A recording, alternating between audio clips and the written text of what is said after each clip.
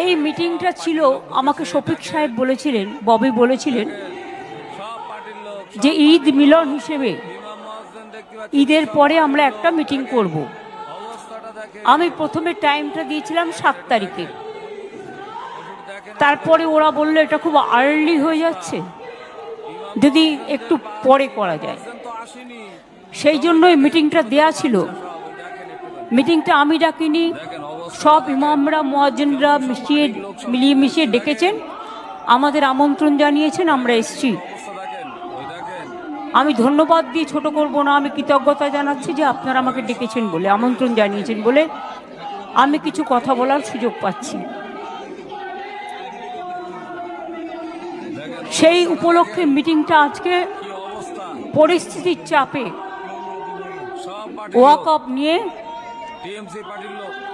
কিছু অশান্তি হয়েছে, প্ররোচনামূলক কথাবার্তাও হয়েছে। মুর্শিদাবাদ সিট নয়, ওটা মালদা সিট। যেখানে গন্ডগোল হয়েছে মালদা সিট, ওটা কংগ্রেসের